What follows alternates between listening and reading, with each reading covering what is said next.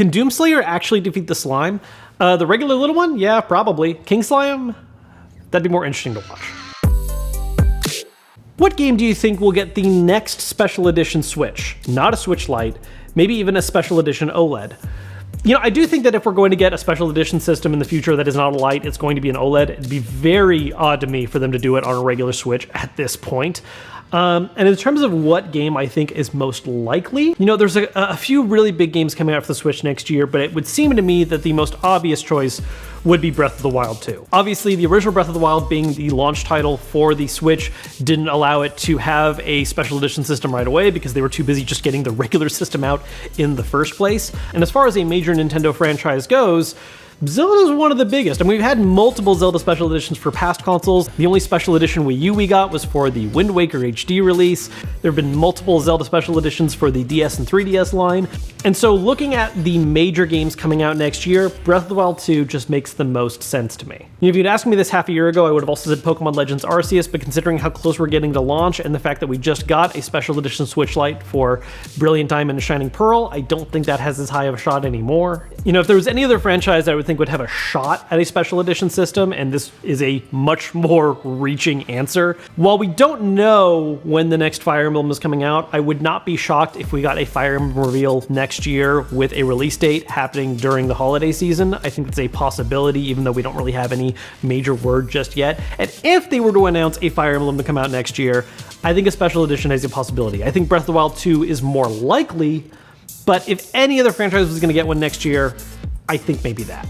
Looking to get an OLED Switch very soon, any signs of screen burn-in on your OLED or any greenish color, as this is what is putting me off. So OLED burn-in is obviously one of the really big topics about the Switch OLED, and the thing about this situation is, right, there's not just going to be a great way to know how often or how easily this can occur until people have just had them for, you know, a year or so. Sure, there are people who can stress test right now and see how fast screen burn-in happens, but that doesn't always reflect actual real-world use. In my own personal experience, I have not experienced any screen burn-in yet. I don't see any kind of weird things happen on the screen. The colors have looked fine. Some people have pointed out that when you have the dark theme on the OLED, you can kind of notice almost a little bit of graininess, which is basically due to just how OLED displays work. The gray on there, you can just kind of really make out the individual pixels a little bit more, which hasn't really bothered me, but I know it has stood out to a few people. I would say that in general, my experience with the OLED has been very net positive. Ultimately, if you're really scared of burn-in, either A, just don't upgrade and stick with a regular Switch, although I do think the OLED display is a lot better, and B, if you do grab an OLED, just really make sure that you take the right proper precautions. Don't turn off auto sleep on the system. Make sure to keep auto brightness on. You can turn it off in order to get a much brighter image in general, but just make sure that you turn that back on when you're done needing a brighter image, because that really does help in kind of regulating how bright the screen gets and how, if you do leave something on for a prolonged period of time, could impact the display. Again, I have not had any personal issues. The OLED has been my main Switch since it has come out. I haven't really been using my other ones at all since its launch, and I have not noticed any burn-in personally. You know, based on my experience so far with the system and just my experience with OLED displays in general, like with TVs, I really think the number one thing is just be aware of the fact that yes, that is a thing that can happen, and so keep that in your mind and take the proper steps to prevent it whenever possible, and you should be fine. On console, do you prefer playing games on quality mode or on performance mode? You know, ultimately, a large part of this question comes down to the individual game. I would say on average, I do favor performance modes, and a lot of that comes down to really just the fact that I enjoy a nice, smooth, stable frame rate. If a game offers 60 FPS and it's nice and locked and smooth, that's usually what I'm going to end up picking. There are some games where this necessarily isn't the case. If there's a smooth 30 and there's a lot of visual gains for dropping down to that frame rate, I can still take that route. I'll usually do that though for games where timing isn't as important. For instance, a turn-based RPG. I don't really need to worry about whether or not I can react to something in time. I'm just picking commands. So in that case, if I'm given the option, I do like nicer, prettier visuals. But as far as anything that involves higher speed motion, I am all about higher frame rates. Forza Horizon 5 most recently, I am playing in performance mode. Halo Infinite, the multiplayer, I've been playing that in performance mode. Ratchet & Clank, when that came out on PS5, I was playing that in performance mode. That's usually my default, and every now and then for a specific title here and there, I'll do a quality mode instead. What do you think will happen for the Persona 20th anniversary announcement scheduled for December? Also, if you do anything to that slime, I will find you. Yeah, that's fair. You know, I'm really not sure what to expect. I'm hoping that part of it is maybe a heavier push of bringing back some of the older games, as well as making them playable on some modern platforms, as well as opening up what platforms current games are available on. Obviously, a really large request that a lot of people have had is to bring Persona 5 or Persona 5 Royal over to the Switch, which I think would be great to see. But even more so, I would love to see playable, cleaned up versions of some of the older games brought to modern systems as well. Playing some of the older Persona games right now is honestly a little bit of a mess. Most of them are available on handheld. Persona 1 got a remake for the PSP that is pretty solid, but for other games like, say, Persona 3, there's a PS2 version called FES, and then a PSP version called Portable that both have unique content. Neither of them is necessarily what I would consider the final ultimate version of the game. Persona 2, there are two different games. One of them is available on PSP in the US, and the other one is only on the original PS1 and is very expensive to collect. So seeing a lot of these older games brought together on modern platforms, whether that's the Switch or the PlayStation or Xbox, PC, whatever, that is something that I would personally love to see happen. Whether or not that's actually likely what's going to happen, I don't know, but I really hope so. As far as a new game announcement would go, I would love to see them bring back a new Arena game. I loved Persona 4 Arena, so having a new entry that features some of the characters from 5, maybe add in a couple other characters from past games, would be really cool. If you could choose your favorite game franchise to release another installment, what would it be?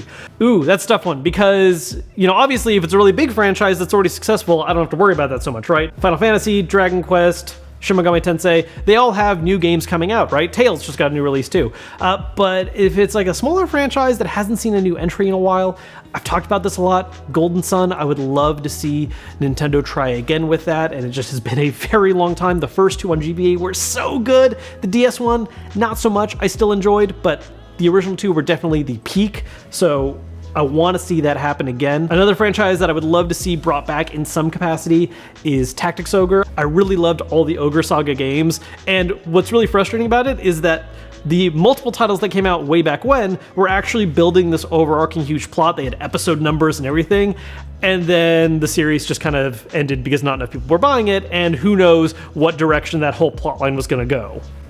This is also why I'm really excited for Triangle Strategy, because even though it's not actually part of that continuity plotline, it looks like it at least is based on some of the same kind of core ideas, and I really hope it lands them. Gun to your head, you have to eat a Pokemon, which one you eating? I mean, do I have time to cook it? I mean, if you're eating one straight up, right, I mean, probably something like Vanillite, because that's an ice cream, but at the same time, are you eating that ice cream while it's still living? Because that's horrifying sounding. If I have time to cook it, I like duck a lot, so I guess Psyduck?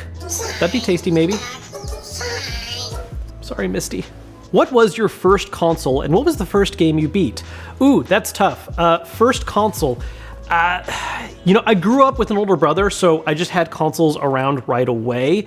So, you know, as far back as I can remember, there was an NES in the house, and there was an SNES that was his.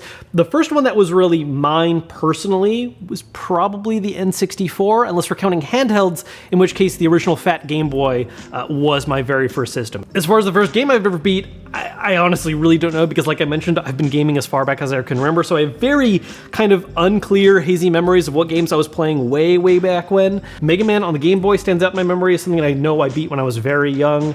Same goes for A Link to the Past, but I feel like that was probably a little later. It's all jumbled up. I'm really not sure what the first thing I beat was, because to be honest, I'm not even sure what the first game I played was. It's all kind of just gelling together. How have you felt about the first year of the new consoles versus the first year of the Xbox One and PS4? By the way, keep up the great work. I recommend your videos to everyone. Thought out videos, fantastic editing, and just a good vibe. Thank you. I really appreciate that. For the first year, it's sometimes tough to think about when you're in the middle of it, right? Because how I feel about stuff while we're in the middle of releasing, I might look back on 2-3 years from now and think differently about it, like I would be when I look back at the first year of Xbox One and PS4. I will say that in terms of just the general vibe and feeling, I feel like the PS4 and Xbox One was in general a heavier shift right out of the gate. There were a lot more games that I think right away were showcasing the difference between what was possible on the 360 and PS3.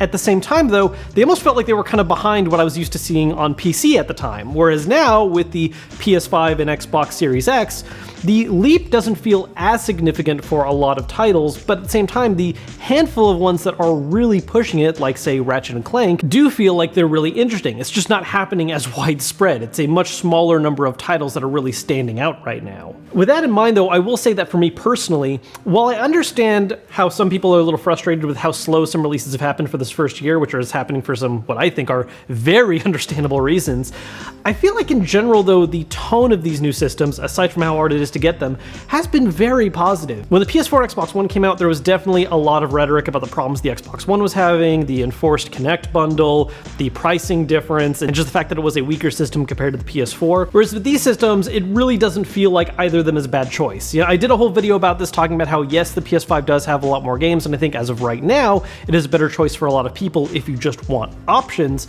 But in terms of just all the features and services and how good those games that are exclusive to each one goes, it's just a good time to be a gamer, if you can get your hands on one of these systems. What's a gaming franchise you should, in theory, love, but actually don't enjoy?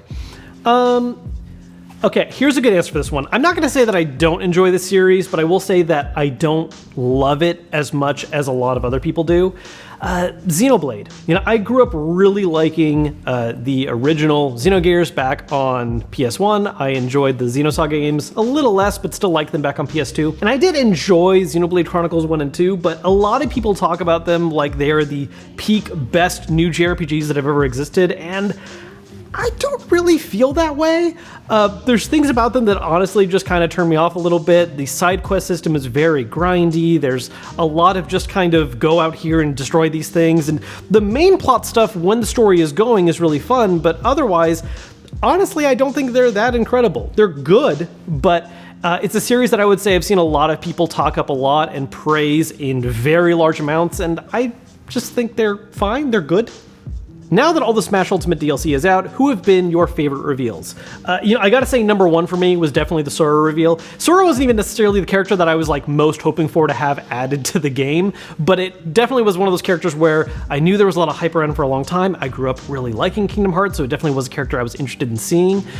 And the way they handled the reveal, I thought was really excellently done. You could definitely tell that when they were making that trailer, they knew that this was something a lot of people were demanding and thought that probably wasn't going to actually happen. And so they really kind of drummed up some of the kind of anticipation within the trailer itself.